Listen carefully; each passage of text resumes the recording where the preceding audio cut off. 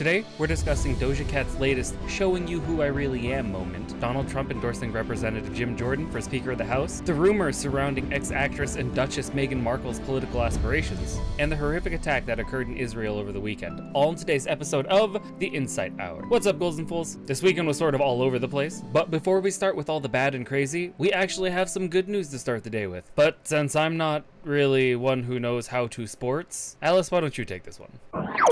Simone Biles, the American gymnastics superstar, has just shattered records to become the most decorated gymnast in history. After a 2-year hiatus and less than 3 months back in competition, Biles clinched her 6th individual all-around title at the World Championships in Antwerp, Belgium. She scored an impressive 58.399 points across various events, leaving the Brazilian defending champion, Rebeca Andrade, trailing by 1.633 points. This win marks Biles' 27th World Championship medal and her 21st gold. But that's not all. She led the U.S. women's team to a record 7th straight win in the team event just 2 days prior. With 34 medals across World Championships and Olympics, Biles has surpassed even the retired Vitaly Sherbo in the medal count. She's not just breaking records, she's setting a new standard for excellence in gymnastics.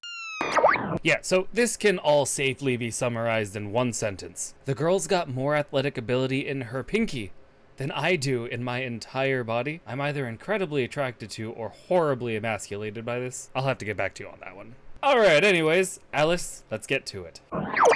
In some celebrity news, Doja Cat has found herself in hot water for posting herself wearing a t-shirt featuring controversial comic Sam Hyde, who is often associated with neo-Nazi ideologies. The t-shirt displayed Hyde holding a rifle, an image frequently used as a meme following mass shootings. She later deleted the original photo and replaced it with a cropped version, but the damage had already been done. Fans and critics alike took to social media to express their disappointment and outrage.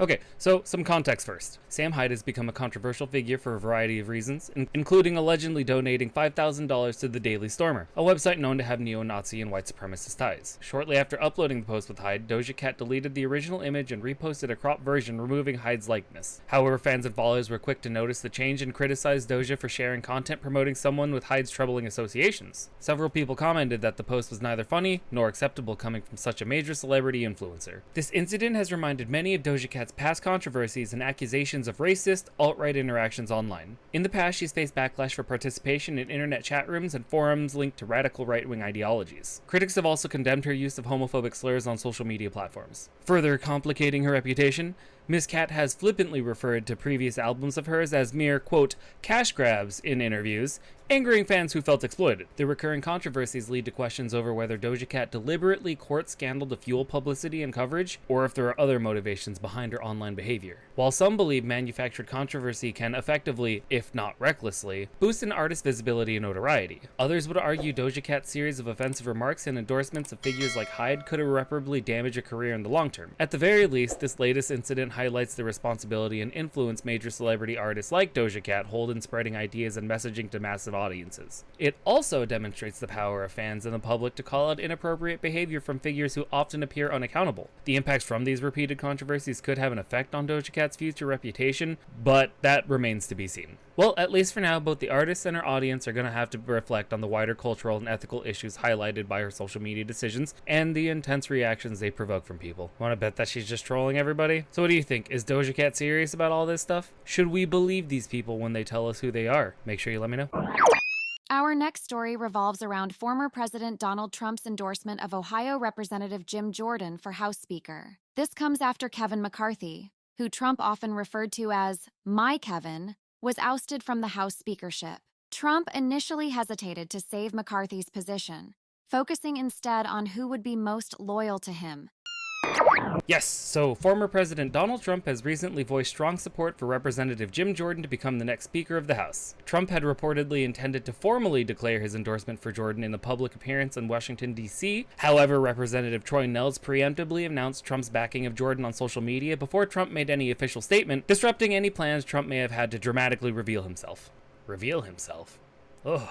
Now, the Speaker of the House is second in line to the presidency after the Vice President, placing them super high in the order of presidential succession. As Speaker, Jordan would set the priorities for legislative business in the House and serve as the chamber's representative in dealings with leaders globally. Many political analysts view Trump's choice of Jordan as prioritizing unwavering loyalty over serious assessment of Jordan's qualifications or ability to properly serve the American people. Jordan has consistently aligned himself with Trump, vigorously defending himself through multiple scandals and controversies over the years. Critics argue that the Speaker of the House carries immense responsibilities that call for a focus on serving the public rather than pledging themselves to any single political figure. The Speaker must find a balance between their party's interests and the greater needs of the nation. A Speaker who ignores broader constituents risks severely neglecting critical issues. Further, some warn that using loyalty as a primary benchmark creates risks of enabling abuse of power. A Speaker devoted first and foremost to protecting the interests of a specific individual such as Trump could potentially disregard constitutional principles, oversight duties, and other key tenets of American democracy. This Speaker selection also threatens to deepen existing partisan divides in this polarized climate. Basing such an influential leadership choice on personal loyalty rather than skills or merit may further entrench the two major parties while neglecting moderates and compromise. Which, I don't know, I'm sort of for, but I understand why this could also be bad, so the hypothetical impacts of Jordan as Speaker remain unclear, and his leadership approach and priorities, if elected, are still untested. However, Trump's very public endorsement strictly along loyalty lines has stirred vigorous debate. This situation has forced reflection on how to properly balance loyalty, party interests, individual agendas, and the greater needs of the American people when selecting congressional leaders. The outcomes of these debates may shape Speaker selections far into the future. But, as always, we'll just have to wait and see what happens. Next on the agenda, we have media speculation about Suits alumnus Meghan Markle having political ambitions. Yes, Meghan Markle, the Duchess of Sussex, or should I say, the princess of politics? Seriously though, the media can't seem to decide if she's a royal pain or a political prodigy. Now, Meghan's been dipping her toes into the political pool. The question going around is, will she take the plunge? The rumor mill is abuzz with Senator Meghan representing California. It may just be speculation, but it shows her perceived political ambitions. While Meghan didn't snag the late Dianne Feinstein's Senate seat, she waded into the political waters. She's been advocating for paid family leave and subtly nudging against Trump through voter participation efforts. As 2024 approaches, Meghan could continue activism around voting rights, support Biden's campaign, or make her own run for office. If she does run, balancing party and national interests will be the key. She can't just be a loyal cheerleader. Meghan's admittedly unique background provides an international perspective missing in Washington. Having lived in Canada and the UK and been a part of the British royal family, she understands nuances beyond the typical US-centric worldview.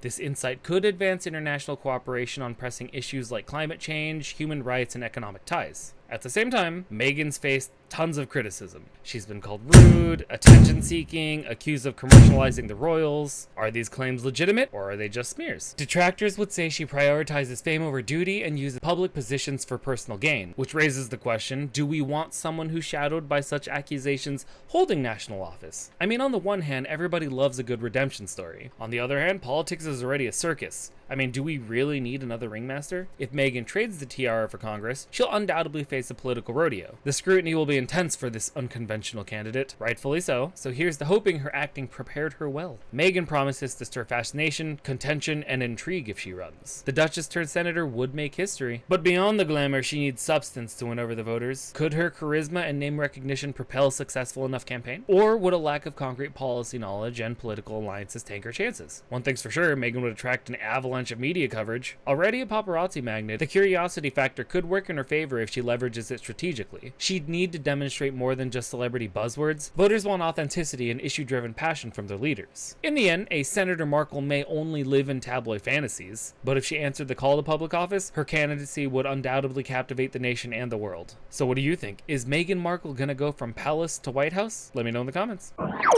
The Palestinian group Hamas launched a large-scale attack on Israel, marking one of the bloodiest attacks in the country's history. The assault, which took place early Saturday morning, has been described as unprecedented and resulted in the death of over 1,100 people.